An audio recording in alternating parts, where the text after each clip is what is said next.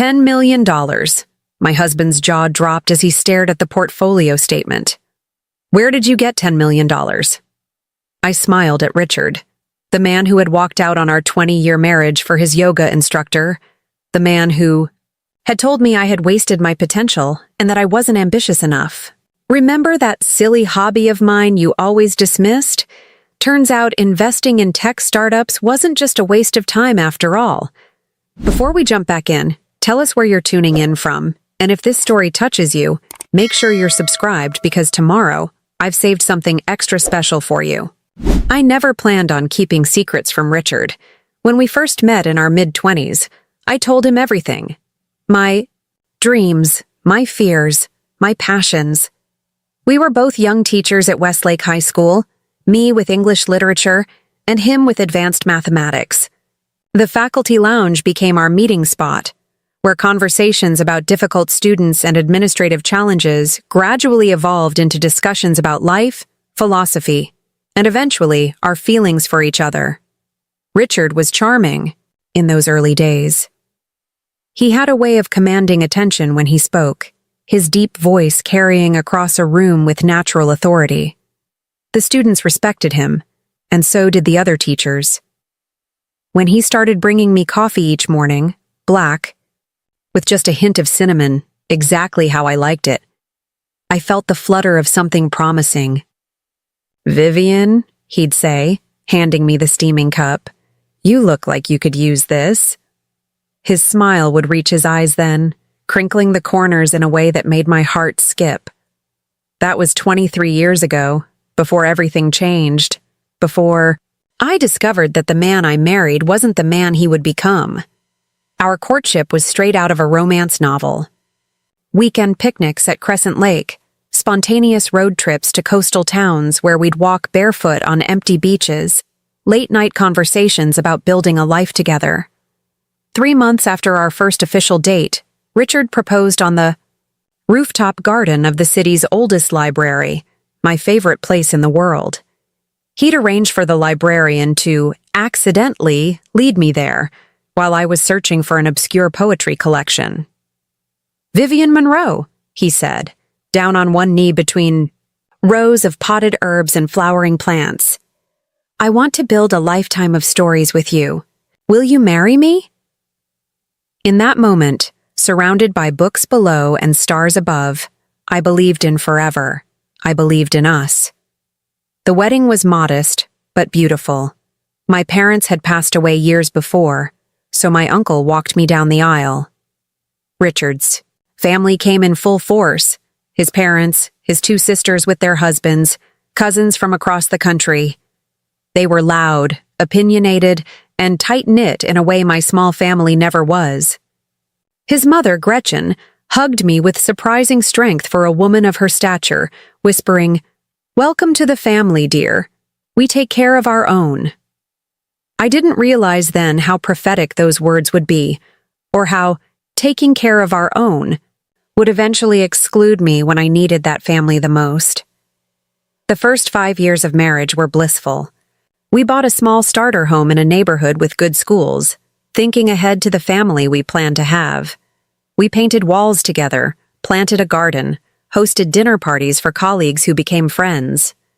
Richard was promoted to head of the mathematics department, and I published my first collection of poetry through a small local press. We were building something beautiful, something that felt unbreakable. Then came the challenges. 3 miscarriages in 2 years left. Me emotionally drained and physically exhausted. The doctors couldn't find anything specifically wrong, just the cruel statistics of nature working against us. After the 3rd loss, something shifted in Richard. His ambitious nature, once directed toward building our life together, began to focus solely on his career. "We need to think about our future," he said one evening, scrolling through job listings on his laptop. "Teaching isn't going to provide the lifestyle we deserve. I'm thinking about moving into educational administration, maybe even the private sector eventually." I supported him, of course.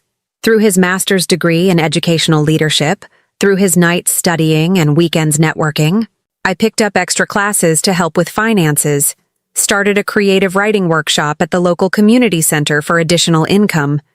When he was offered the position of vice principal at Lakeside Preparatory Academy, a prestigious private school across town, I celebrated with him, even though it meant leaving the school where we'd met, where we'd built our first shared world.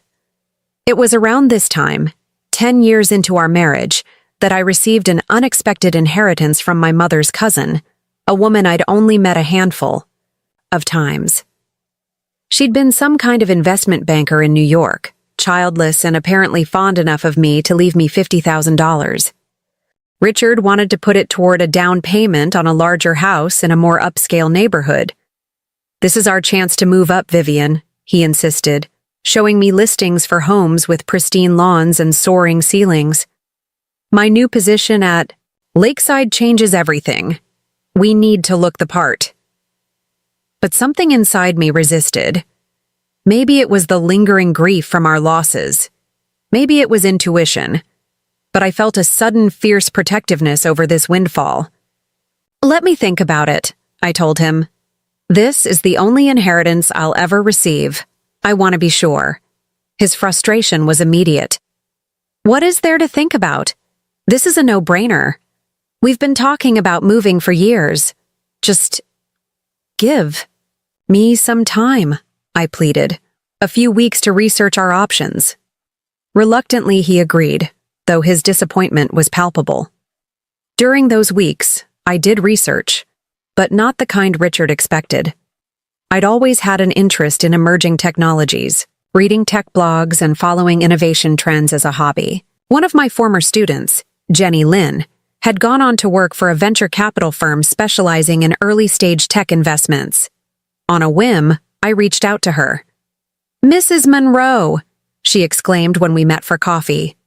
She was no longer the shy sophomore who'd written brilliant essays about dystopian fiction, but a confident young woman in a tailored blazer. "I can't believe you want to know about investing. You were always so focused on literature." "People contain multitudes," I smiled. "And please, call me Vivian now." Over the next 2 hours, Jenny explained the basics of angel investing and venture capital. She talked about risk profiles, diversification, and the importance of understanding the technologies you invest in. As she spoke, something awakened in me, a sense of possibility, of autonomy I hadn't felt in years.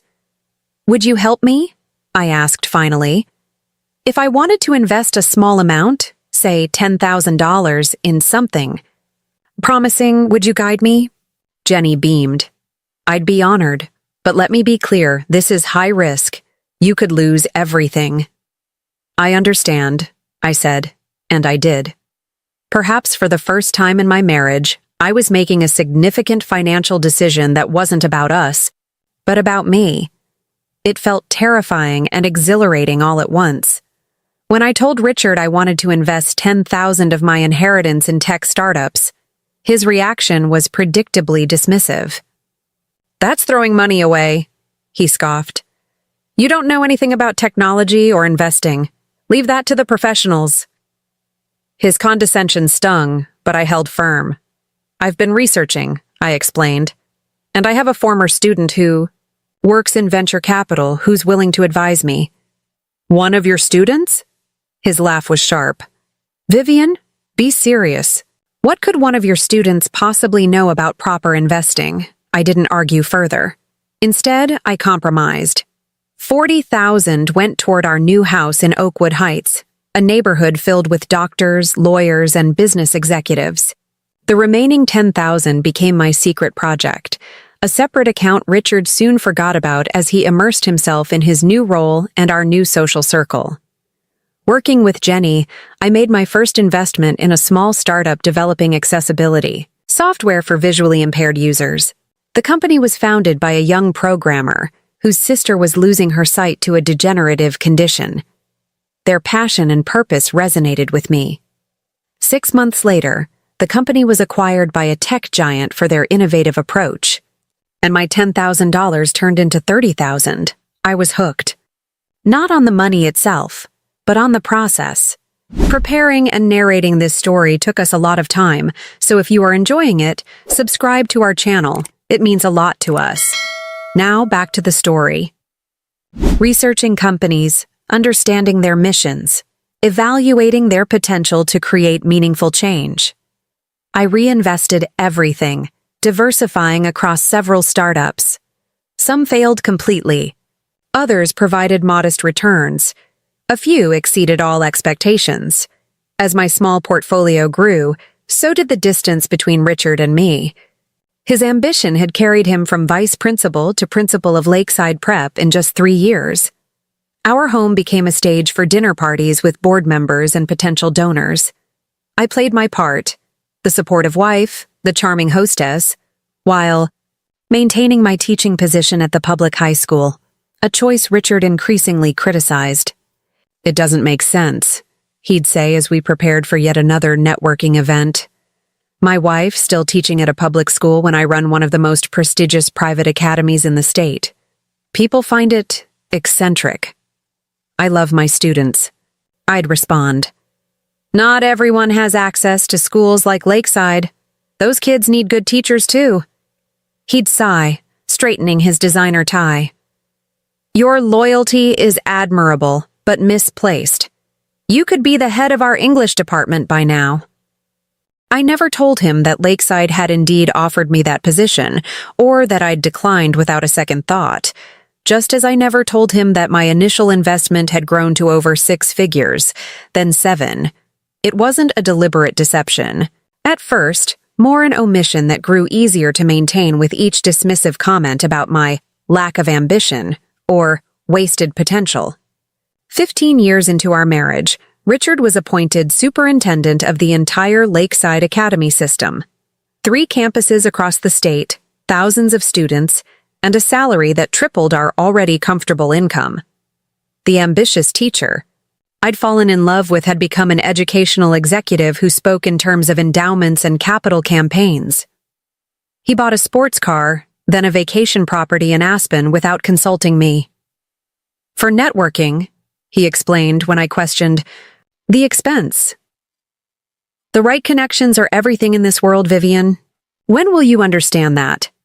I understood more than he realized. I understood that the wealth gap between us had become his favorite metric of our worth as individuals. I understood that the warm, passionate man who had proposed on a rooftop garden now saw me as a liability to his social climbing. And I understood with growing clarity that I was staying in a marriage that existed mostly in my memory. Still, 20 years is a long time. We had built a life, intertwined our stories, in ways that seemed impossible to untangle. I told myself that all marriages evolve, that passion gives way to partnership, that Richard's increasing criticism of my career choices, my appearance, my hobbies, was just his way of pushing me toward what he thought was a better life. I made excuses for the late nights, the weekend work emergencies, the growing emotional distance. Even when our 20-year anniversary passed with nothing more than a hastily purchased gift card and a distracted dinner at a restaurant where Richard spent most of the evening talking to a colleague at another table, I told myself we were just going through a phase. The truth arrived on a Tuesday afternoon, innocuous and world-shattering all at once. I'd come home early from school, a rare migraine forcing me to cancel my last 2 classes. The house was supposed to be empty. Richard. At work, our housekeeper Teresa not scheduled until Thursday. But there was an unfamiliar car in our driveway, sleek and expensive. Confusion, then concern propelled me through the front door. Perhaps Richard was ill too? Then I heard them, voices from upstairs, laughter, sounds that stopped me cold in the foyer of my own home. I should have shouted. I should have stormed upstairs and confronted them immediately.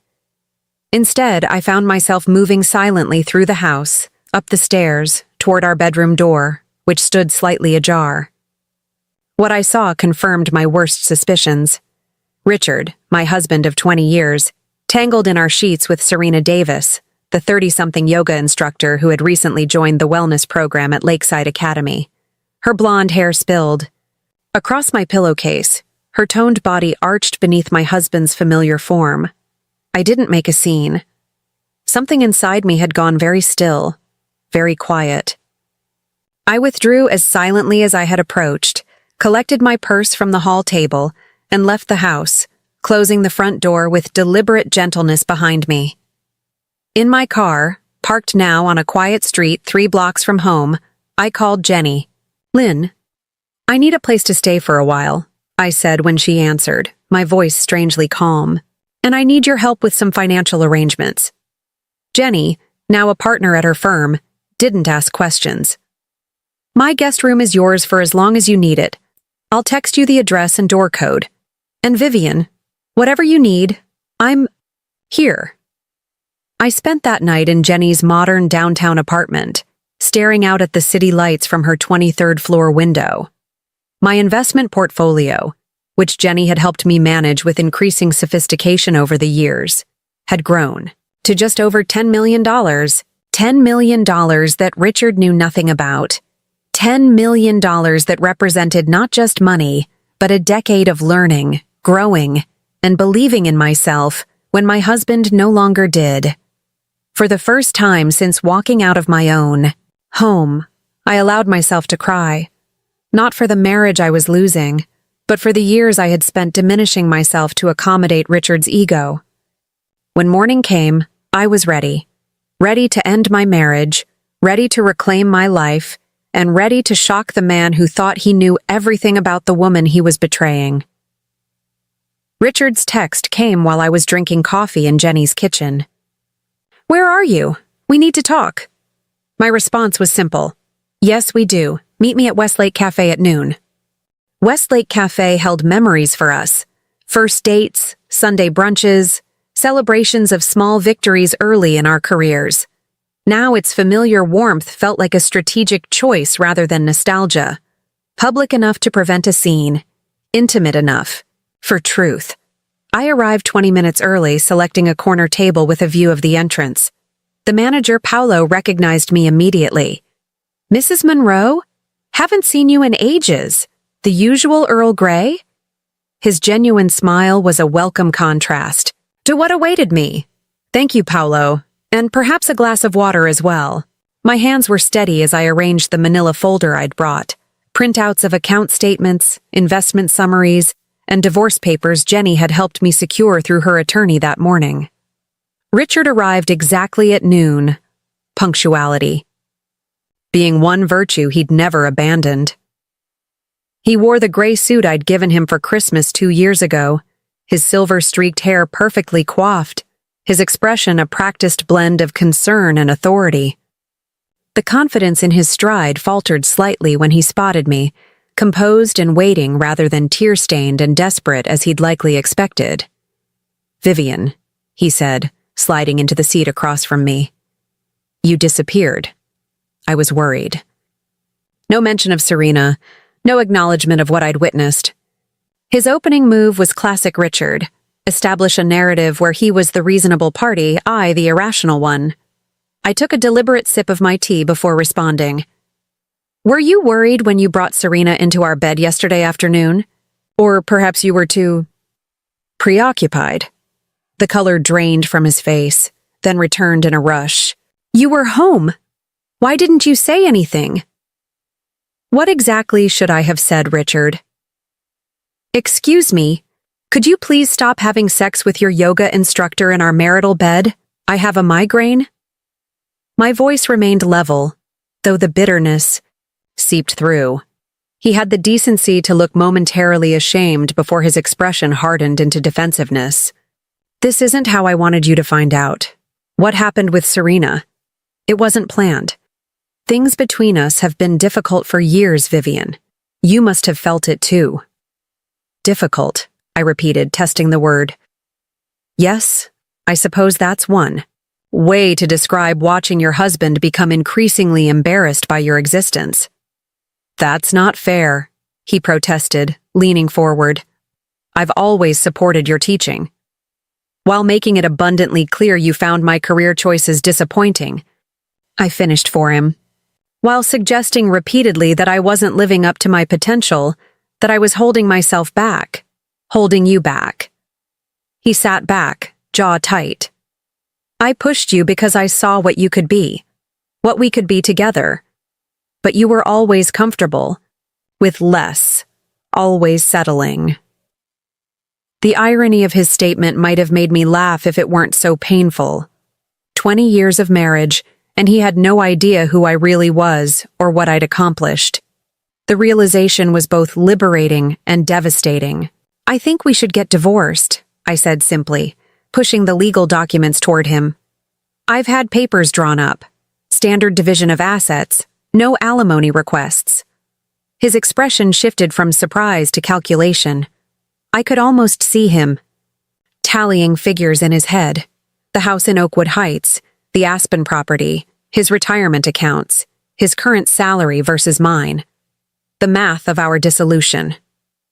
If that's what you want, he said slowly, not touching the documents. But we should discuss this with proper legal representation. These decisions shouldn't be made in the heat of emotion. I've had 20 years of emotion, Richard. The last 12 hours have been remarkably clear by comparison. I opened the folder, retrieving only the divorce papers. My attorney can meet? With yours whenever convenient. I'm staying with a friend for now. I'll collect my personal belongings when you're at work next week. He frowned, confused by my composure. Your attorney? Since when do you have an attorney? Since this morning. Jenny Lynn referred me to her law firm. Jenny Lynn, your former student? His dismissive tone hadn't changed in 10 years. Vivian, this is serious. You need proper representation, not some child playing lawyer. I couldn't help the small smile that formed. Jenny is a partner at Meridian Venture Capital now. Her firm's legal team handles complex financial situations regularly. Venture capital? His brow furrowed. What complex financial situation? Our assets are straightforward. For a moment, I considered revealing everything right then. The portfolio, the decade of successful investments, the financial independence I'd built while he was busy criticizing my lack of ambition. But something held me back. Not fear, not uncertainty, but a sense that this revelation deserved better timing. That I deserved better than to unveil my greatest achievement as a desperate attempt to impress a man who'd betrayed me. Let's just say I've been more productive with my time than you've given me credit for, I replied instead. Sign the papers, Richard, or don't. Either way, this marriage is over. His fingers drummed against the table, a habit from his teaching days when students tested his patience. Where will you go? What will you do? Teaching salary barely covers rent in this city, especially with your modest savings. The condescension was automatic, ingrained. Even now, facing the end of our marriage, he couldn't help but remind me of my presumed financial inadequacy. I'll manage, I said, standing and gathering my things. I left enough cash to cover both our drinks, a final small act of independence. I always have. The next 2 weeks passed in a blur of practical matters. I moved from Jenny's guest room to a furnished short-term rental downtown, a sleek one-bedroom with floor-to-ceiling windows overlooking the city park. At her insistence, I took a leave of absence from teaching, giving myself space to process the seismic shift in my life. You don't need the paycheck, Jenny pointed out as we reviewed my portfolio one evening. And frankly, you've earned a break. 20 years with that man? I don't know how you did it. I thought about her question later, alone in my temporary home. How had I done it? How had I remained in a marriage that had slowly drained my sense of self-worth? The answer wasn't simple. There had been love once, genuine and bright. There had been comfort in the familiar, even as familiarity bred contempt. And there had been fear, not of Richard himself, but of starting over, of admitting failure, of facing a world I hadn't navigated alone since my 20s. My phone chimed with a text from Richard. Lawyer says you're refusing standard financial disclosure. What are you hiding? I set the phone aside without responding. My attorney had advised limited contact especially regarding financial matters. Let him make assumptions, she'd suggested with a knowing smile.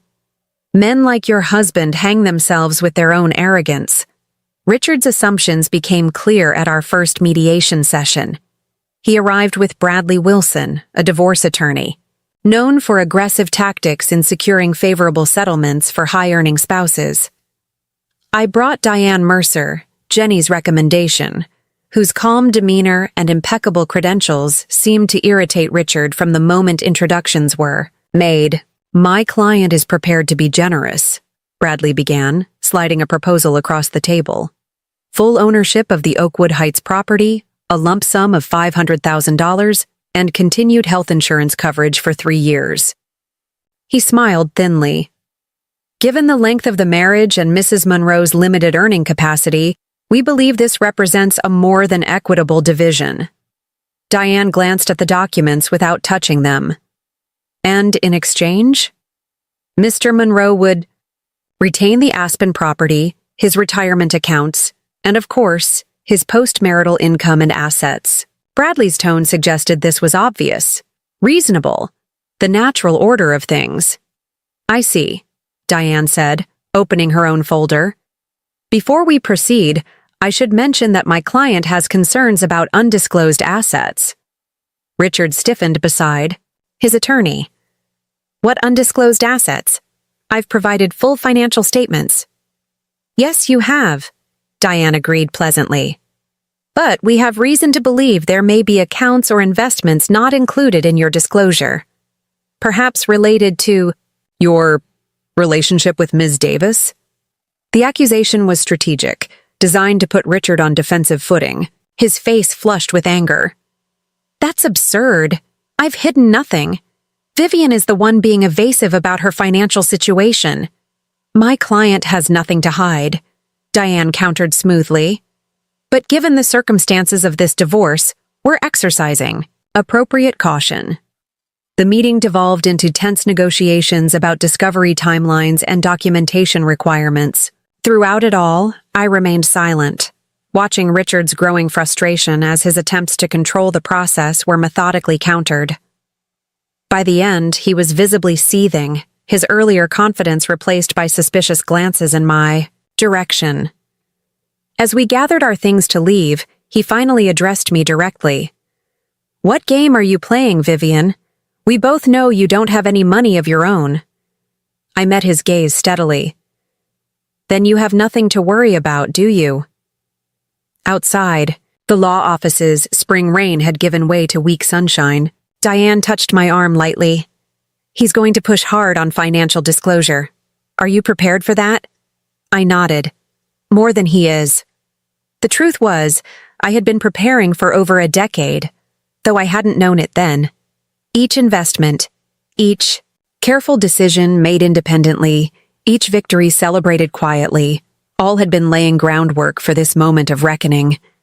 Not just financial independence, but the complete reclamation of my identity apart from Richard. News of our separation spread quickly through Richard's professional circles. I received a surprising number of messages from faculty wives I'd thought were merely social acquaintances. Some offered generic sympathy, others shared their own marital disappointments. A few even confessed they'd suspected Richard's infidelity long before I discovered it. The community I'd thought would shun me instead embraced me, revealing the fragility of the facade Richard had constructed. The most unexpected call came from Margaret Whitmore, chair of the Lakeside Academy Board of Trustees and one of Richard's most ardent supporters. Vivian, dear, her cultured voice carried through the phone with characteristic authority. I hope I'm not overstepping, but I felt I should reach out personally. This situation is most unfortunate. I braced myself for polite condemnation, for the subtle suggestion that I should have tried harder to keep my husband satisfied. Instead, what followed surprised me. Richard's behavior is unacceptable. The board has serious concerns about his judgment, bringing such scandal to our institution. She paused, her disapproval evident even through the phone. We've placed him on administrative leave pending review. I didn't know, I managed, genuinely surprised. Richard's position had seemed untouchable, his professional reputation impervious to personal misconduct. Yes, well, Margaret continued, ethical leadership begins at home, as I've always maintained. But that's not why I'm calling. I understand you're an extraordinary English teacher. Lakeside Academy's English department could benefit from your expertise should you find yourself seeking new opportunities after everything settles. The irony wasn't lost on me. The position Richard had pressured me to take for years was now being offered directly, not because of my connection to him, but despite it. And in this moment of professional affirmation from an unexpected source, I realized how thoroughly I had internalized Richard's dismissive assessment of my career. That's very kind, Margaret. I'll certainly consider it once things are finalized. The words felt diplomatic rather than committal, leaving space for possibilities I hadn't yet imagined. After we hung up, I sat looking out at the park below my window, watching joggers circle the lake, children climbing the elaborate playground structure, couples strolling hand in hand beneath flowering trees. For 20 years, my identity had been inextricably linked to Richard's, his wife, his support system, his occasional embarrassment. Now, with each passing day, I was reclaiming pieces of myself, rediscovering Vivian Monroe separate from Richard's expectations and disappointments. That evening, as I was reviewing investment proposals Jenny had forwarded, my phone lit up with Richard's name. Against my better judgment, I answered. "We need to talk," he said without preamble. "The board has put me on leave. Did you know about this?" "Margaret called me," I admitted. "I'm sorry about your position." "Sorry?" His laugh was bitter. "This is your doing. Your dramatic exit, your mysterious attorney, your refusal to just handle this divorce reasonably, it's all created a spectacle that's threatening my career." The familiar pattern of blame struck me anew. In Richard's world, consequences were never the natural result of his own actions, but always someone else's fault, particularly mine. "You brought your yoga instructor into our marital bed," I reminded him, keeping my voice level. "If there's a spectacle, you created it." "Serena and I are in love," he shot back defensively. "It's not some tawdry affair. We're building a life together." The declaration should have hurt. Perhaps weeks ago it would have. Instead, I felt a strange sense of clarity, as if viewing our entire marriage through a newly focused lens. "I hope you'll be very happy together," I said, and meant it. "But my attorney will continue handling our divorce proceedings. I have nothing more to say on the matter." "Wait," he said quickly, his tone shifting from accusatory to conciliatory. "That's not why I called. We've known each other for over 20 years, Vivian. We built a life together. Whatever's happened, we should be able to talk directly, not through lawyers." I hesitated, suspicious of this sudden change. "What do you want to talk about, Richard?" "Dinner," he proposed. "Just dinner and conversation. The Laurel Room tomorrow at 7, for old time's sake." The Laurel Room was one of the city's most exclusive restaurants, a place Richard had taken me only for significant anniversaries or to impress particularly important colleagues. His choice wasn't accidental. "Why the Laurel Room?" I asked. "Because we deserve a civilized conversation in a beautiful setting," he replied smoothly.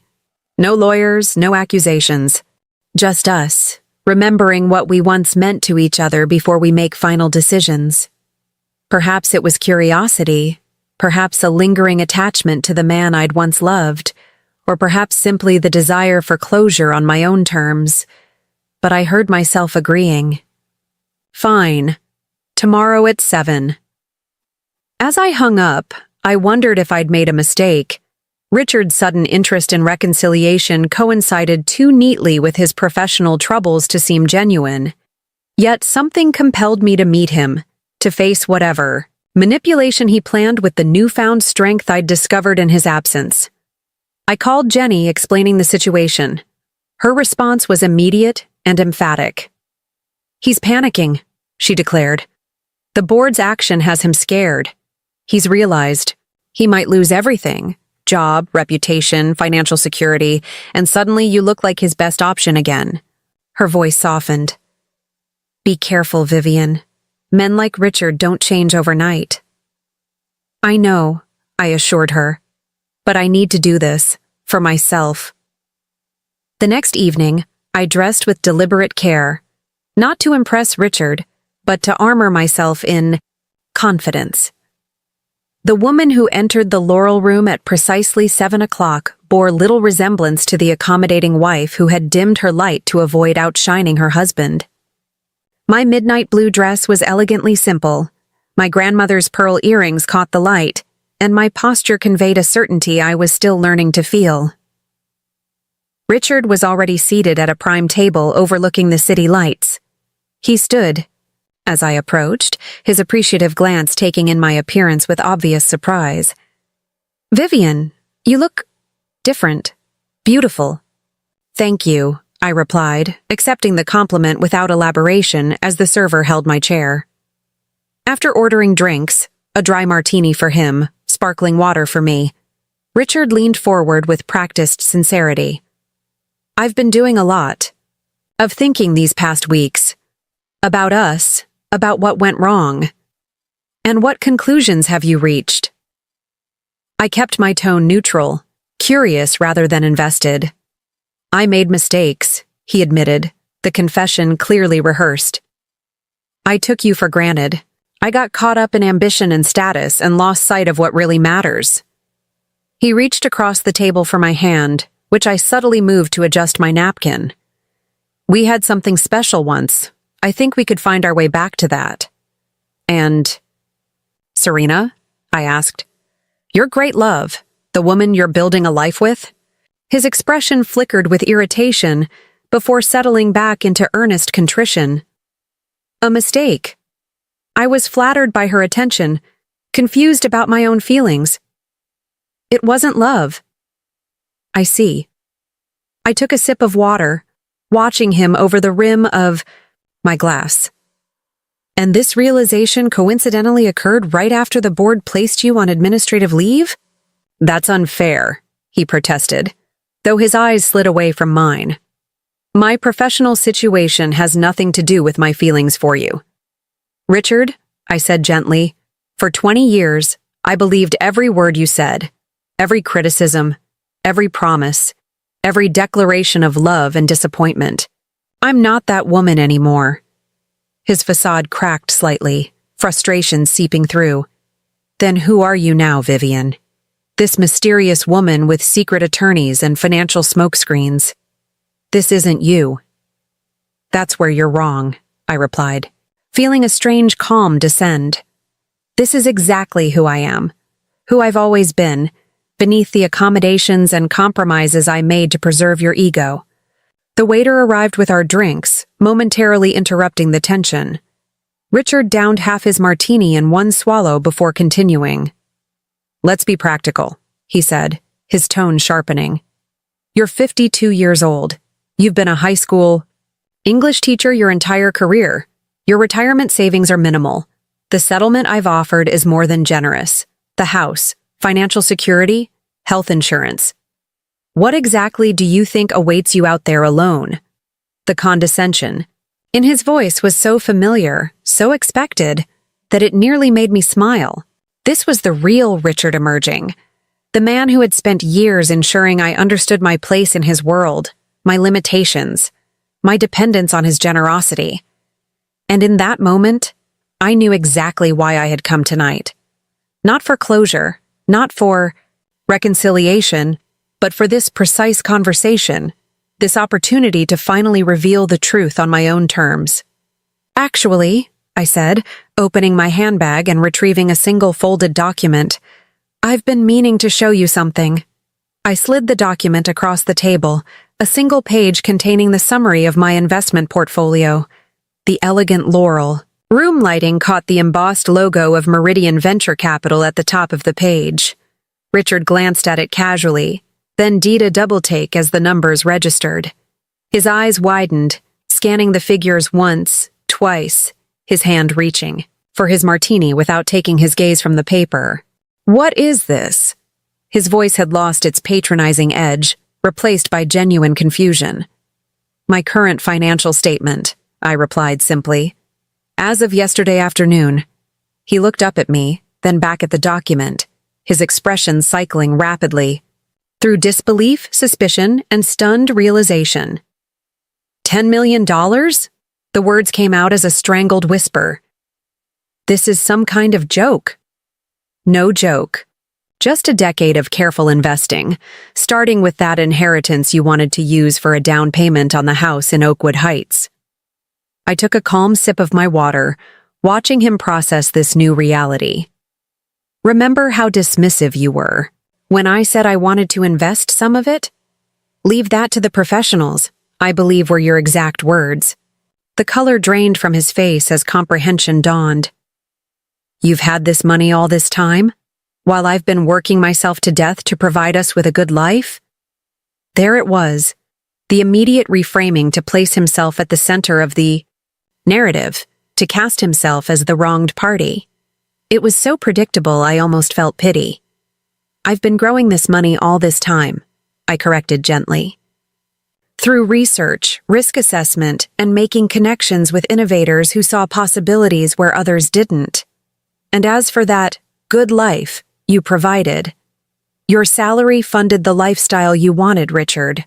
The one that served your ambitions, your social climbing, your image." He stared at me as if seeing a stranger. In many ways he was. The woman he'd married, the woman he thought he knew, had never existed outside his narrow perception. "Why didn't you tell me?" His voice cracked with an emotion I couldn't quite identify. Anger, betrayal, or perhaps simple greed. I considered the question carefully, owing him at least that much honesty after 20 years. "At first, it was because you made it clear you thought I was incapable of making sound financial decisions. After my first few investments succeeded, I realized I enjoyed having something that was solely mine, not subject to your judgment or criticism." I paused, meeting his gaze directly. "And then, as the gulf between us widened over the years, it became obvious that knowing about my success would only have threatened you." Richard's jaw tightened, his knuckles whitening around his glass. "Threatened? Me? That's absurd. I would have been proud of you." The lie hung between us, too transparent to dignify with a response. We both knew the truth. Richard's pride had always been contingent on maintaining the upper hand, intellectually, financially, socially. My success, hidden or not, upended the power dynamic he'd cultivated throughout our marriage. "All these years," he continued, his voice hardening, "you've been secretive, deceptive." "No," I cut him off firmly. "I've been private about one aspect of my life. You've been deceptive, bringing another woman into our bed, into our home, while making me believe our marriage still meant something to you." The waiter approached with menus, sensing the tension and retreating quickly after we waved him away. Around us, the Laurel Room continued its elegant evening service. Other diners engaged in their own conversations, oblivious to the seismic shift occurring at our table. Richard drained his martini and signaled for another, his composure cracking. "You know what this means for the divorce," he stated rather than asked, the attorney's son in him calculating even now. "It means I don't need your generous settlement offer," I replied. "It means I don't need the house you thought was buying. My silence or compliance, it means I'm negotiating from a position of choice, not necessity." His second martini arrived, and he took a long swallow before leaning forward, voice lowered. "Be reasonable, Vivian. 20 years of marriage means something. We've built a life together, shared everything. Under the law, marital assets are divided equally." "My portfolio isn't a marital asset," I interrupted calmly. "My attorney has documented every investment, tracing each back to my inheritance, which was explicitly designated as separate property in that prenuptial agreement. Your father insisted we sign." I allowed myself a small smile. The agreement that was supposed to protect your future earnings from my potential claims, not the other way around. The irony wasn't lost on him. Richard's father, a corporate attorney with old-fashioned views on marriage and money, had presented the prenuptial agreement as a prudent safeguard for his promising son. The document had focused almost exclusively on protecting Richard's potential future earnings and family inheritances, paying little attention to my modest teacher's salary or hypothetical assets. Neither father nor son had imagined a scenario where I might accumulate wealth independently. That's not what the prenup was designed to cover, he sputtered, legal mind struggling to reframe the situation. According to Diane, that's exactly what it covers, I replied. Inherited assets maintained separately throughout the marriage. Your father's attorney was quite thorough, just not in the direction he anticipated needing protection. For a moment, Richard looked genuinely lost, the careful scaffolding of his life visibly crumbling. Then, with the adaptability that had served his ambition for decades, he shifted tactics. Vivian, he began, voice softening, reaching again for my hand across the table. This time, I allowed the contact, curious to see what approach he would try. This changes everything, don't you see? We've been under so much pressure. My career, our finances. It created a strain that led me to terrible mistakes. His thumb stroked my knuckles in a gesture once familiar. With your investments and my connections, we could start fresh. Travel, maybe. You could leave teaching, write that novel you've always talked about. The offer was delivered with practiced sincerity, his eyes holding mine with the intensity that had once made my heart race. For the briefest moment, I glimpsed the Richard I had fallen in love with all those years ago. Charming, visionary, able to paint pictures of potential futures so vividly they seemed already realized. But beneath his words, beneath the renewed interest and sudden respect, was the unmistakable calculation of a man who had just discovered that the wife he'd discarded was worth far more than he'd realized, financially and otherwise. I gently withdrew my hand. The novel will have to wait a bit longer. I've accepted a position as education director at the Morgan Foundation, overseeing their literacy initiatives across 5 states. His surprise was genuine.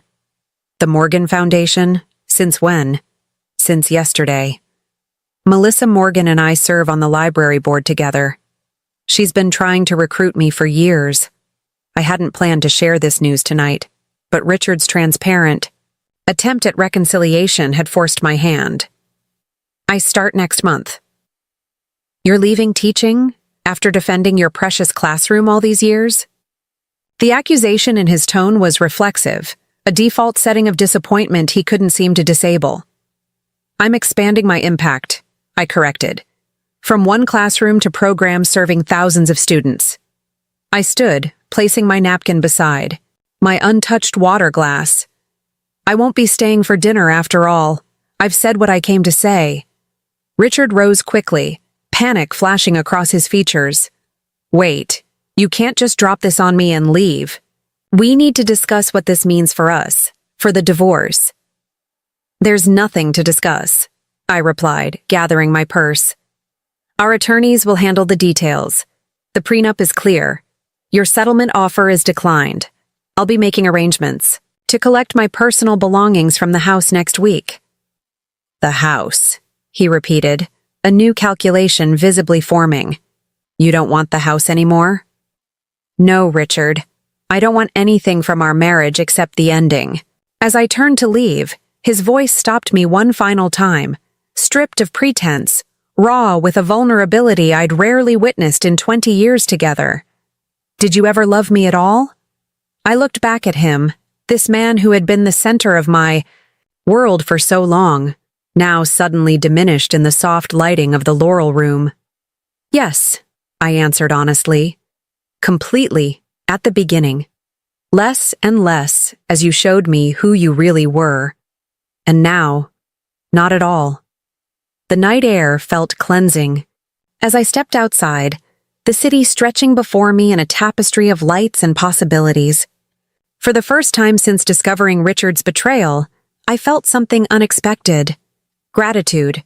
Not for the pain or the deception, but for the liberation that had followed.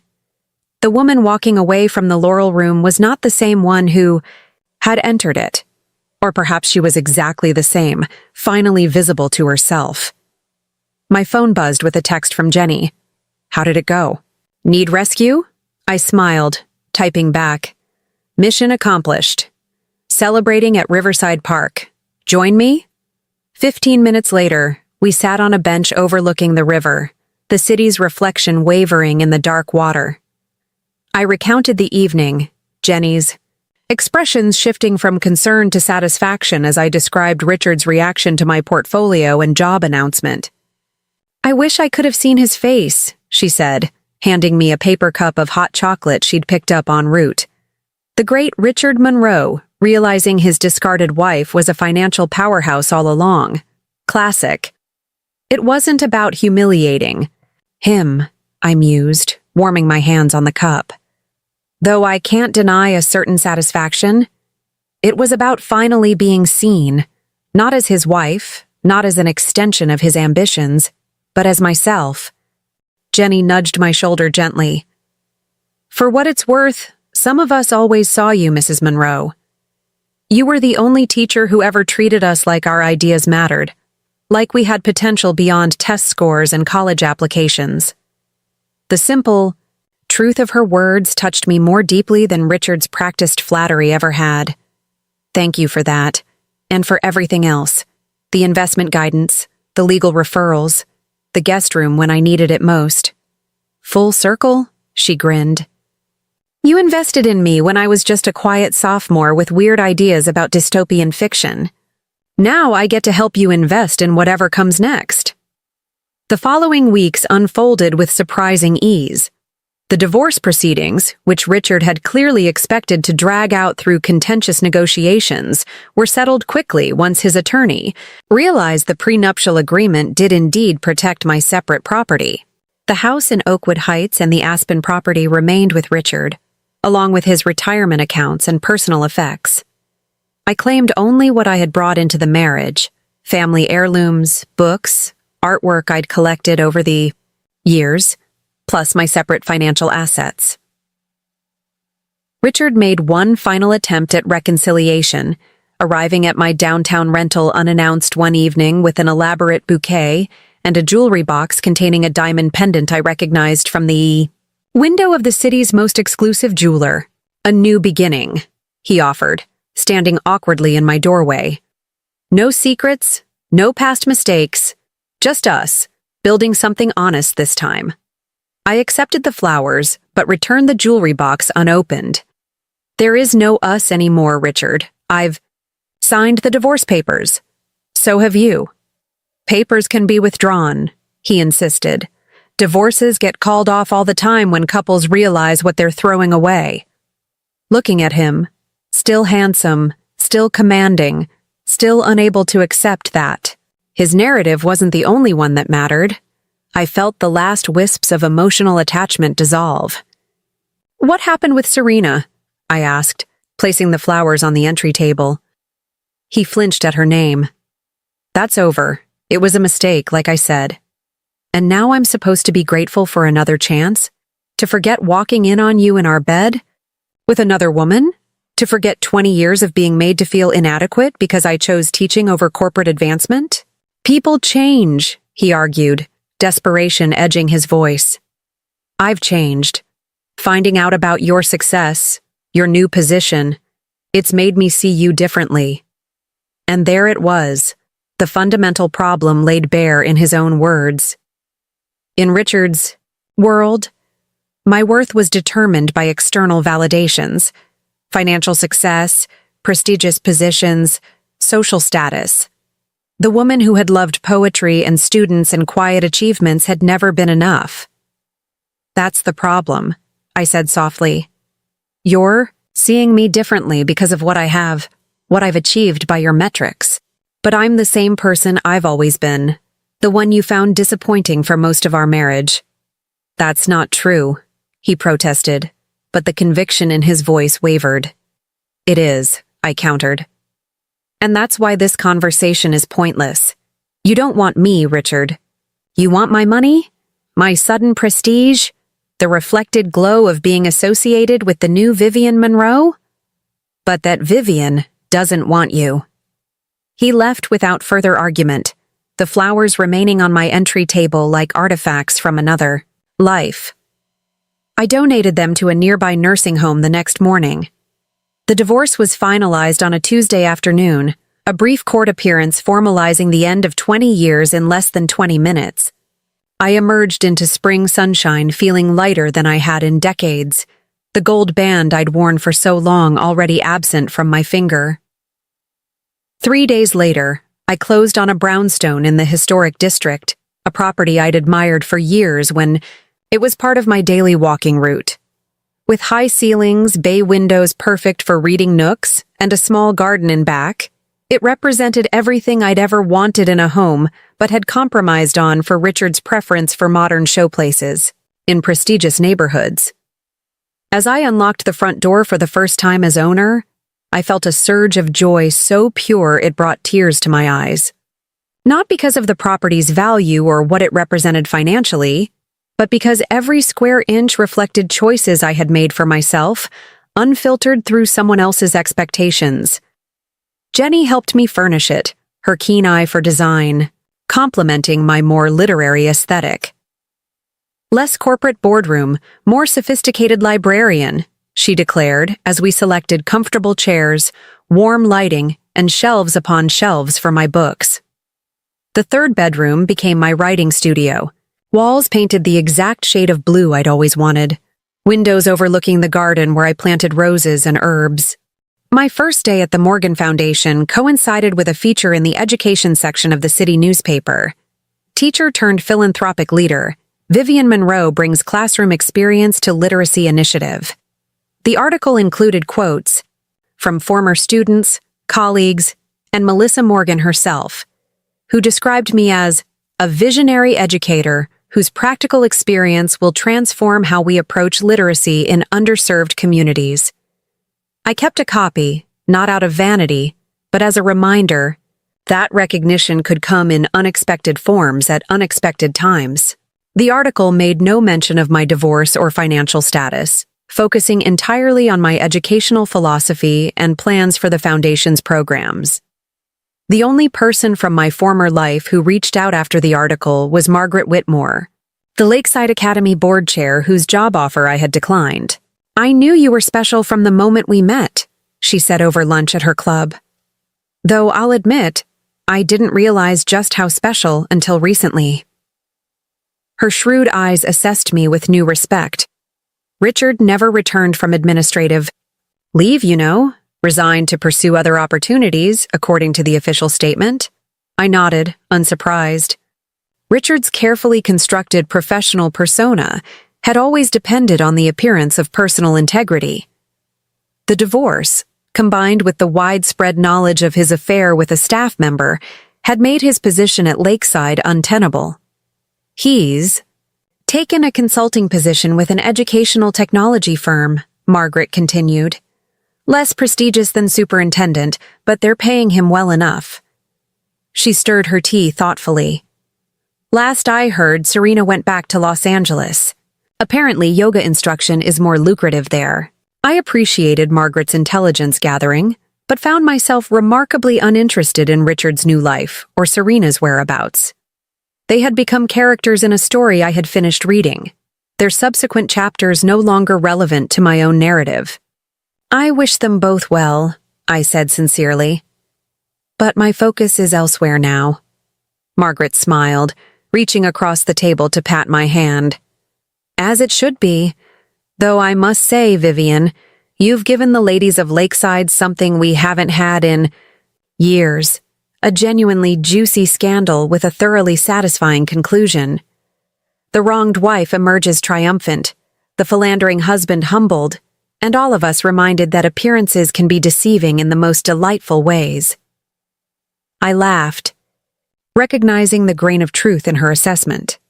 In the rarefied social world of Lakeside Academy, my story had indeed become something of a modern fable, a cautionary tale for dismissive husbands and a beacon of hope for underestimated wives. 6 months after the divorce, on my 53rd birthday, I hosted a small gathering at my brownstone. Jenny and her partner, colleagues from the Morgan Foundation, friends from my teaching days, and neighbors I'd grown close to. As we shared wine and conversation in the garden I had planted, I found myself surrounded by a community I had built independently, relationships based on mutual respect rather than social obligation. Later that evening, after the last guest had departed, I sat alone in my reading nook, a leather-bound journal open on my lap. I had been keeping it since the night I discovered Richard's betrayal, documenting not just the divorce and its aftermath, but my own internal journey. Now, on the milestone of my first birthday in my new life, I wrote, 20 years ago, I believed love meant compromise, that marriage required the diminishment of self for the greater good of the partnership. For 2 decades, I made myself smaller to accommodate Richard's need to feel larger. I mistook his criticism for guidance, his dismissal for perspective. In losing what I thought was my whole world, I have discovered a universe within myself. My financial success is not the victory here. It is merely the tangible evidence of an internal compass I had silently followed, even while outwardly deferring to Richard's direction. The true triumph is in reclaiming my voice, my choices, my identity separate from any relationship. The woman I am becoming at 53 holds close the lessons of the woman I was at 30, at 40, at 50. She regrets nothing, not even the pain, for it was the catalyst for this metamorphosis. She looks forward not with fear of loneliness, but with anticipation of continued growth, continued discovery. Richard once asked if I had ever loved him. I answered honestly then, but incompletely. The full truth is this. I loved him as completely as I was capable of loving anyone while not yet loving myself. The woman who could have loved him better, loved him truly, is the woman I am becoming. Now, strong, independent, whole, and that woman is ready for whatever comes next. 18 months after the divorce, I found myself in San Francisco for a national education conference. The Morgan Foundation's literacy initiative had expanded to 12 states, with preliminary data showing promising results in the most underserved districts. I was scheduled to deliver a keynote address, sharing our methodology and outcomes, my first major speech to an audience of education leaders and policymakers from across the country. The evening before my presentation, I decided to explore the city. San Francisco had been on Richard's and my someday list, one of many destinations we'd planned to visit when the time was right, which somehow never arrived during our marriage. Now, walking alone along the Embarcadero as the setting sun painted the Bay Bridge in golden light, I felt a strange sense of reclamation, taking for myself what had once been filed away as a shared dream deferred. I found a small seafood restaurant, overlooking the water, requested a table for one, and was savoring a glass of local Chardonnay when I heard a voice from the past. Vivian? Vivian Monroe? I looked up to see Martin Abernathy, Richard's former mentor from his early days at Westlake High School. Martin had retired as principal 15 years earlier, moving to the West Coast to be near his daughter's family. In the staff hierarchy of our teaching days, he had been the wise elder, the respected leader who had recognized Richard's administrative potential before anyone else. Martin? I smiled, genuinely pleased to see him. What a wonderful surprise. May I join you? Unless you're expecting someone? He gestured to the empty chair across from me, his silver hair catching the restaurant's ambient lighting. Please do. I'm here alone, I replied, noting how his features, once sharp with authority, had softened into the gentle countenance of a man in his 70s. After ordering his own glass of wine, Martin studied me with kind, perceptive eyes. You look well, Vivian. Happy. It suits you. Thank you. I am happy, actually. No qualification, no hedging. The simple truth. I heard about the divorce, he said directly. Richard and I have fallen out of touch, but news travels in educational circles. I was sorry to hear it. I appreciated his straightforwardness. It was for the best, though I couldn't see it at the time. And now you're with the Morgan Foundation? I saw your name on the conference program. Quite impressive. The waiter delivered Martin's wine and took our dinner orders, providing a natural pause in the conversation. When he departed, Martin leaned forward slightly. I've wanted to say something to you for years, Vivian. Something I should have said long ago. His expression turned serious. I owe you an apology. An apology? I echoed, genuinely puzzled. Whatever for? Martin swirled his wine thoughtfully. For my role in Richard's career advancement. For not seeing, or perhaps seeing but not acknowledging, how his ambition was affecting your marriage. The unexpected direction of the conversation caught me off guard. That was hardly your responsibility, Martin. Maybe not directly, he conceded. But I recognized something in Richard from the beginning. A hunger for recognition, for advancement. That went beyond healthy ambition. I saw it, and instead of counseling balance, I encouraged it. He sighed. I was impressed by his drive, his charisma. I thought I was mentoring a future educational leader. Instead, I fear I helped create a man who sacrificed the personal for the professional until he could no longer distinguish between them. I absorbed his words, touched by the reflection they represented. We all make our own choices, Martin. Richard chose his path. So did I. Yes, but mentors have influence, particularly with young men seeking direction. He took a sip of wine, his gaze drifting toward the bay beyond the windows. My daughter once told me I had a blind spot when it came to ambitious young men, that I saw myself in them and overlooked warning signs I would have caught immediately in others. The observation struck a chord, reminding me of my own blind spots where Richard was concerned. We're all susceptible to seeing what we want to see in those we invest in, I offered. Martin's focus returned to me, his expression warming.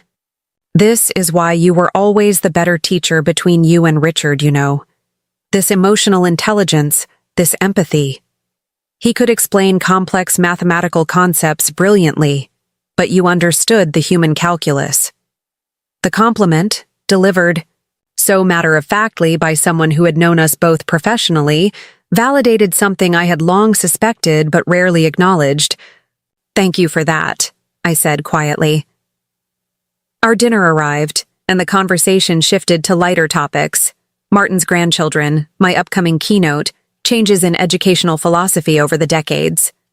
As we shared a dessert, he asked the question I had been anticipating. What happened, Vivian? With you and Richard, if you don't mind my asking. I considered how much to share with this man who had played such a significant role in Richard's early career. The full story seemed excessive, but a sanitized version felt dishonest. The simple version is that Richard had an affair with a colleague, I said finally. The complex version is that we grew in different directions until we no longer recognized what we'd seen in each other to begin with. Martin nodded, no judgment in his expression. And now? I gather from the conference materials that you've found your calling with the Morgan Foundation. I have, I smiled. Though found suggests it was lost. Perhaps acknowledged is more accurate. I've always known what mattered to me. Making education accessible, empowering through literacy. I've just shifted from doing it in one classroom to implementing it across multiple states. And Richard? Do you know what became of him after Lakeside? I described what little I knew of Richard's consulting position, keeping my tone neutral. Martin listened thoughtfully, then shared what he had heard through his own networks. That Richard's educational technology firm was struggling, that his expertise had proven less valuable in the corporate world than anticipated. He reached out to me, you know, Martin revealed. About 4 months ago, wanted a reference for a position back in public education, a superintendency in a small district upstate. The information surprised me. Richard had been adamant throughout our marriage that he would never return to public education, viewing it as beneath his talents and ambition. "Did you provide the reference?" I asked. "I did," Martin said. "Not without reservations, but I did. Everyone deserves a second chance at getting it right." He paused, watching me carefully. "Though not everyone deserves a second chance with the people they've hurt." The distinction was important, and I appreciated his making it. "I wish him, well, truly, just from a considerable distance." Martin laughed, a warm sound that complemented the candlelit atmosphere. "A wise approach.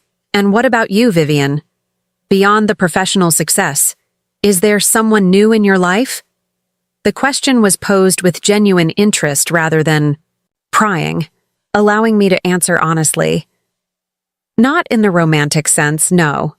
I'm open to possibility, but I'm not searching for it. After 20 years of defining myself through my marriage, I'm enjoying discovering who I am on my own terms." He raised his glass in a small toast. "To self-discovery at any age." We parted with a warm embrace, exchanging contact information with genuine intentions to stay in touch. Walking back to my hotel through the San Francisco evening, I reflected on the unexpected gift of Martin's perspective. A glimpse of Richard through another lens. Neither the adoring eyes of our early years nor the disillusioned view of our ending. My keynote the following morning went exceptionally well, the auditorium filled with educators and administrators eager to learn from the Morgan Foundation's success. As I fielded questions afterward, a woman approached the microphone, identifying herself as the superintendent of a small district in Northern California. "Dr. Monroe, your approach to community integration in literacy programming is revolutionary," she began.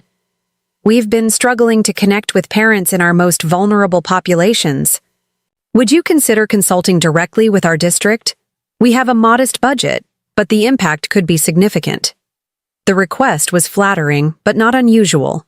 Similar invitations had come following other presentations. What made this one different was the sincere urgency in her voice, the clear commitment to her students that resonated with my own educational values. "I'd be happy to explore possibilities," I replied. "Please speak with my colleague at the foundation table outside. We might be able to include your district in our pilot expansion." As the Q&A session concluded and attendees filed out, I remained at the podium gathering my notes when I noticed a familiar figure lingering at the back of the auditorium.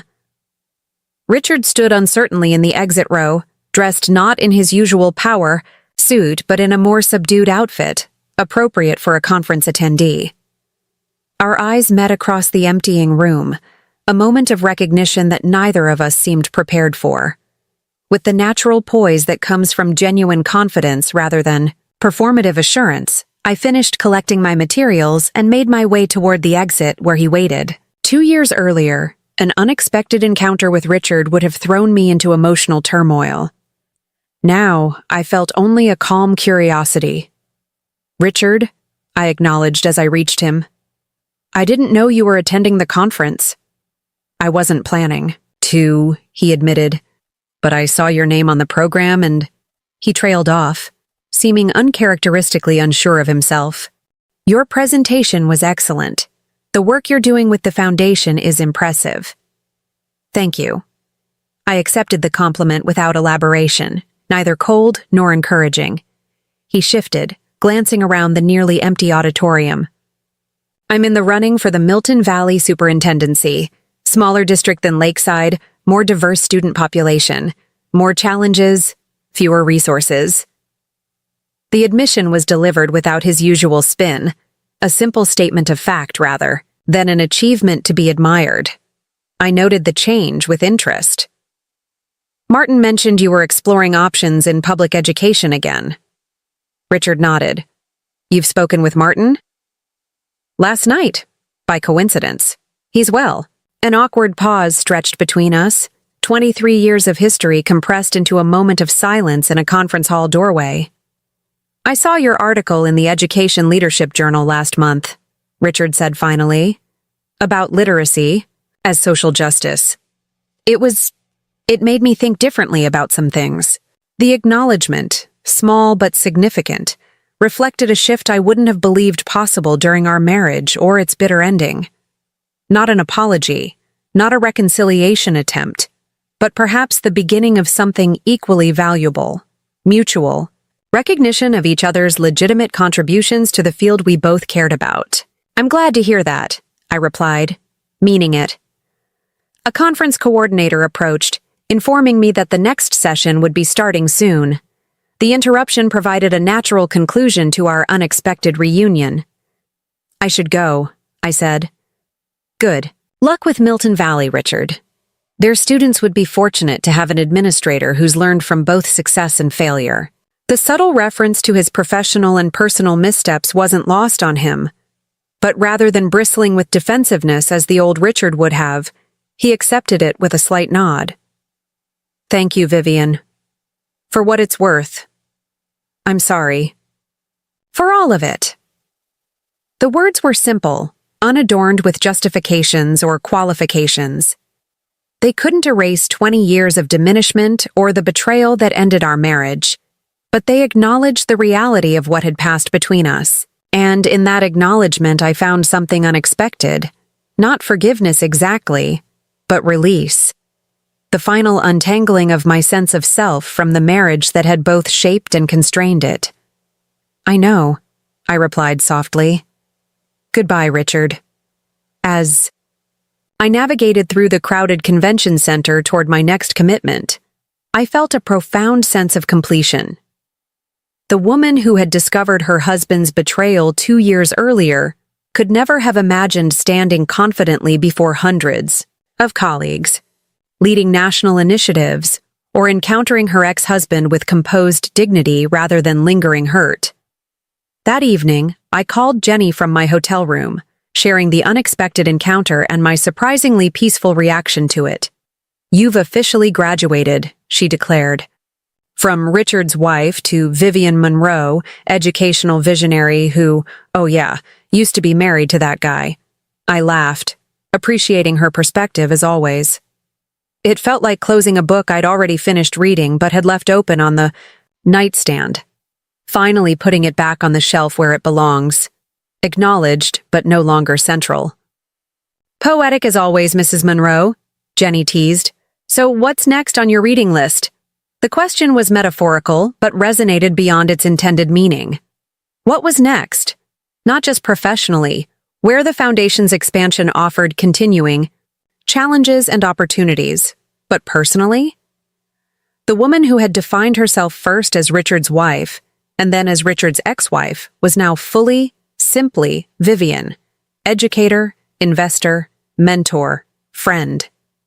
The future stretched before me not as a void to be filled with another relationship, but as an open landscape of possibility. "I'm thinking of writing that novel," I said suddenly. "The one Richard always dismissed as a retirement fantasy. I've started outlining it during my travels." "About time," Jenny approved. "The world needs more stories about women who discover their power later in life. Just promise me the protagonist doesn't settle for some mediocre man in the third act." "No chance of that," I promised, watching the San Francisco skyline glitter against the night through my hotel window. "She's far too interesting on her own." 2. Years after the San Francisco conference, my novel Late Bloomer hit the shelves. What had begun as a personal project, writing in early mornings before foundation work, during flights between program sites, and late evenings in my brownstone, had transformed into something I never anticipated, a critically acclaimed debut that resonated with women across generations. The story followed a 50-something professor who discovers her talent for investing after her husband's death leaves her financially vulnerable. While not autobiographical in plot, the emotional landscape came from my own experience, the awakening, that occurs when a woman stops defining herself through others' expectations and embraces her own capabilities. "You've struck a nerve," my editor Caroline told me over lunch after the book had spent 6 weeks on the bestseller list. Women who've spent decades supporting others' dreams are starving for stories that validate their own delayed ambitions. The far, Book tour took me to 12 cities in 3 weeks, a whirlwind of readings, signings, and interviews that both exhausted and exhilarated me. In Chicago, the event venue had to add chairs 3 times as the line of attendees stretched around the block. In Denver, 3 generations of women from one family presented me with handmade bookmarks, each inscribed with their own late-blooming aspirations. In Atlanta, a retirement community chartered a bus to bring 30 residents to my signing. "We're your demographic," an 80-year-old former schoolteacher told me with a wink as I signed her copy, "though some of us are blooming later than others." The tour's final stop brought me back to my hometown, the city where my marriage had begun and ended, where Richard and I had built and dismantled a life together, where I had rediscovered myself in the aftermath.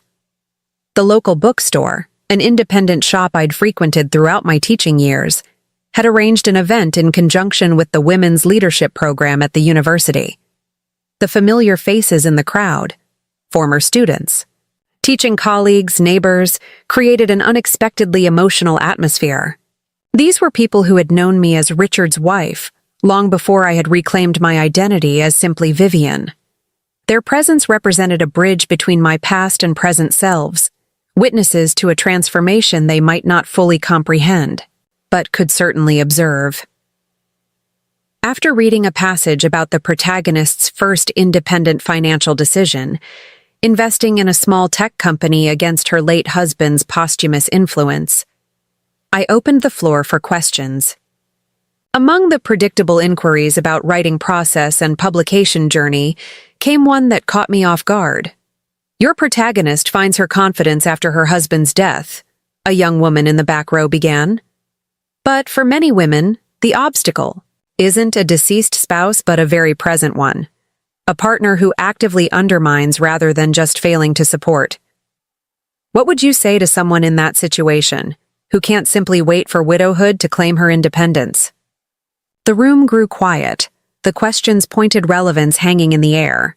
I considered my response carefully, aware of the personal experience that colored my perspective. I'd say that waiting for external circumstances to change is a gamble. No one should take with their one precious life, I replied. The protagonist in my novel needed her husband's death to catalyze her awakening, but that's the limitation of fiction. We need dramatic triggers for narrative momentum.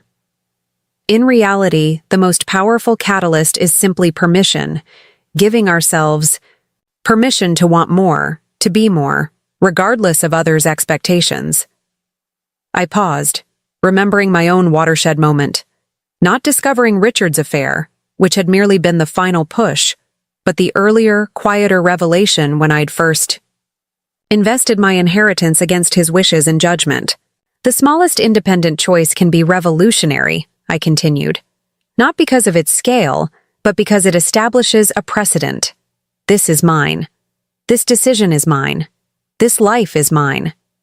Everything follows from that first reclamation. After the event concluded and the last book was signed, I found myself alone in the bookstore with Jenny, who had attended quietly in support. Now, co-founder of her own venture capital firm focused on women-led startups, she had become not just a friend, but a business partner, managing a portion of my investment portfolio specifically targeted at female entrepreneurs. That question about undermining spouses, she mused as we walked toward the exit. Did you see who asked it? I shook my head, the faces in the audience having blurred after 2 hours of intense interaction. Serena Davis, Jenny said softly. Your ex-husband's former yoga instructor. I stopped, genuinely surprised. Are you certain? Absolutely. She looks different. Darker hair, glasses. But it was her. I checked her social media to confirm. The revelation was jarring, not because of lingering resentment, but because of the strange symmetry it suggested. The woman whose affair with Richard had catalyzed my independence was now seeking wisdom from the woman who had emerged stronger from that betrayal. Should I have recognized her? I wondered aloud, though the question wasn't really directed at Jenny. Would it have changed your answer if you had? She countered.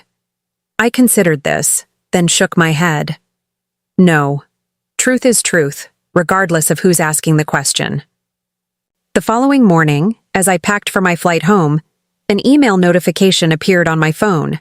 A message sent through my author website's contact form. The sender's name confirmed Jenny's identification, Serena Davis. Ms. Monroe, you wouldn't remember me, but we share a complicated connection. I was the woman your ex-husband was involved with at the end of your marriage. I attended your reading last night and asked about undermining partners. What you couldn't have known is that Richard and I married shortly after your divorce, and that I left him 8 months later when his controlling behavior and financial manipulation became unbearable. Your answer about not waiting for external circumstances to change resonated deeply. I'm writing not to dredge up painful history, but to thank you. Your book gave me courage during a dark time. The protagonist's journey from dependence to self-trust paralleled what I needed to learn much earlier than you did. I'm now completing my master's degree in counseling, focusing on helping women recognize and leave toxic relationships. There's an irony here that isn't lost on me, that the woman whose marriage I helped destroy would later help save me from my own disastrous choice. Perhaps that's the unexpected legacy of painful experiences. They create wisdom that serves others in ways we could never anticipate. With respect and gratitude, Serena, I read the message twice, absorbing its implications. There was a time when any communication from Serena would have triggered anger, resentment, perhaps even satisfaction at her suffering with Richard. Now I felt only a complex compassion for the younger woman who had made choices without understanding their consequences, for Richard himself, trapped in patterns he seemed unable to break, and for the person I had been, who had stayed too long in a diminishing relationship. My reply was brief but sincere. Serena, thank you for your message. The paths that connect us are indeed unexpected. I'm glad the book provided support during your difficult transition, and I admire your decision to transform your experience into help for others. Our shared history with Richard isn't something I would have chosen, but I believe we've both extracted valuable lessons from it. I wish you success in your counseling career and personal journey. Vivian, as I drove to the airport, I reflected on the strange circularity of life. How situations that once seemed like endings often contain the seeds of new beginnings. How people who enter our lives as adversaries might later become unexpected allies in the broader human experience of growth and self-discovery. The woman boarding the plane was neither the accommodating wife who had hidden her financial acumen, nor the wounded divorcee determined to prove her worth. She was simply Vivian, author, philanthropist, investor, mentor, and perpetual student of her own evolving potential. In my carry-on bag, nestled beside my laptop, was a small notebook containing preliminary ideas for my second novel. This one would explore not the awakening that follows betrayal, but the freedom that comes from finally understanding that our value has never been determined by those who failed to see it, that we have always been the authors of our own worth, waiting for the courage to write it large enough for the world to read. 5 years after my debut novel, on a crisp autumn morning, an unexpected envelope arrived among my usual correspondence.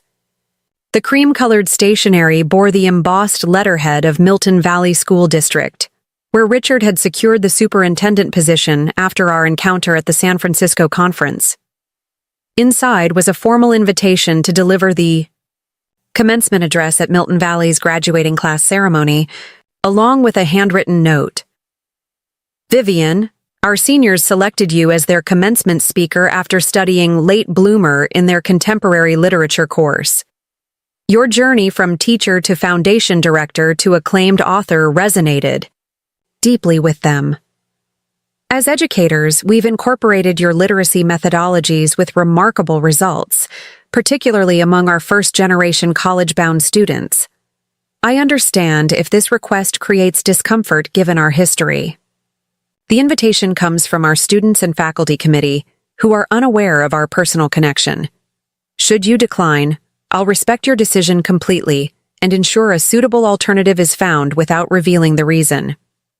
Regardless of your choice, I wanted to express my professional admiration for the impact your work has had on education nationally, including in my small corner of it. Respectfully, Richard Monroe, Ed D. Superintendent.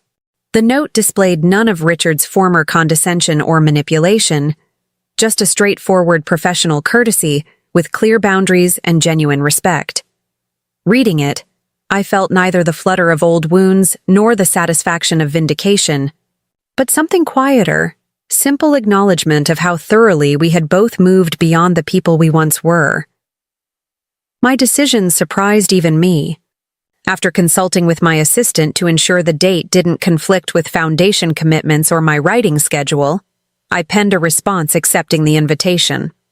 My only stipulation was that the introduction make no mention of my former connection to Richard, focusing solely on my professional achievements. Milton Valley High School was nothing like the prestigious Lakeside Academy, where Richard had once presided in tailored suits and practiced authority. The campus buildings were utilitarian rather than imposing, the grounds modest but well-maintained. As I parked in the visitors' space 3 months later, I noted the garden beds bursting with student-grown vegetables, the mural depicting local, historical figures including several women of color, the solar panels glinting on the gymnasium roof. Dr. Monroe, the young English teacher who greeted me fairly, vibrated with enthusiasm. I'm Emma Castillo. We've been using your literacy framework with our ESL students with incredible results. And the seniors absolutely devoured your novel. Even the boys. Which, let me tell you, is saying something for a book with a female protagonist over 50. Her genuine excitement was infectious, reminding me of my own early teaching days before Richard's ambition had cast its long shadow over my career. As she led me through hallways decorated with student artwork and multilingual welcome signs, I glimpsed a different side of Richard's professional evolution, a school culture that valued creativity and inclusivity over rigid achievement metrics. In T, the principal's office, a small reception awaited. Department heads, student government representatives, and Richard himself, standing slightly apart as if conscious of maintaining appropriate distance. Our greeting was cordial, professional, with no hint of our complex history visible to the observers. "Thank you for accepting our invitation," he said simply. "The students are thrilled." The commencement ceremony took place on the football field, families crowding the bleachers with bouquets and balloons, graduates fidgeting in their caps and gowns beneath the afternoon sun. As valedictorian speeches concluded and my introduction began, I found myself unexpectedly moved by the significance of this full-circle moment. From high school English teacher to nationally recognized educator addressing graduates in a district, led by my former husband. My speech avoided the expected platitudes about bright futures and limitless possibilities. Instead, I spoke directly to the reality these students faced, a world of economic uncertainty, climate change, and social division. The most valuable skill you can cultivate isn't confidence in what you know, I told them, but comfort with what you don't. The greatest minds are those that remain perpetually open to revision, of facts, of opinions, and most importantly, of your understanding of yourself. As applause concluded and graduates received their diplomas, I observed Richard from my seat, on the stage. His interactions with students showed genuine connection, remembering names, referencing personal achievements, offering words clearly meant for individual ears rather than general congratulations. It was evident that whatever his past shortcomings as a husband, he had evolved into an administrator who saw students as whole people rather than statistics for his resume. At the reception afterward, we found ourselves momentarily alone beside the refreshment table, an inevitable convergence we had both likely anticipated. "Your speech was excellent," he said, maintaining a professional distance. "Especially the part about being willing to revise your understanding of yourself." "Thank you. I meant every word of it." I gestured toward the celebrating students and families. "You've built something meaningful here, Richard. It's a different direction than Lakeside. but perhaps a more impactful one. A flicker of surprise crossed his features, as if genuine approval from me carried unexpected weight. I've had to unlearn a lot of what I thought made a good educational leader, he admitted. Working with this community, where many families are struggling economically but rich in determination, has changed my priorities completely. The conversation might have ended there, a brief professional exchange between former spouses, but Richard hesitated, then added, I read your book. Twice, actually. I raised an eyebrow, genuinely curious. And I recognized myself in all the worst ways, he said quietly. The husband who couldn't see his wife's brilliance because it didn't fit his narrative of success. The man who measured worth in dollars and status rather than character and contribution. He met my gaze directly. I'm not asking for forgiveness, Vivian. Just telling you that your words changed how I see the world, including my role in our shared past. In that moment, I understood that true wealth had never been about my investment portfolio or Richard's career achievements. True wealth was this, the capacity for growth, the courage to confront one's failings, the freedom to rewrite one's story, regardless of age or past mistakes. We all deserve second chances, I replied, echoing Martin's words from years before. Not with the same people. Perhaps, but with ourselves. As I drove away from Milton Valley that evening, the graduation tassels swinging from rearview mirrors of departing cars catching the setting sun, I felt a sense of completion so profound it brought unexpected tears to my eyes. Not for loss or regret, but for the perfect symmetry of a journey that had begun in a high school classroom decades ago and now, in ways I could never have imagined, had returned me there, not as the diminished woman I had once been, but as the fullest version of myself I had ever known. Up next, you've got 2 more standout stories right on your screen. If this one hits the mark, you won't want to pass these up. Just click and check them out.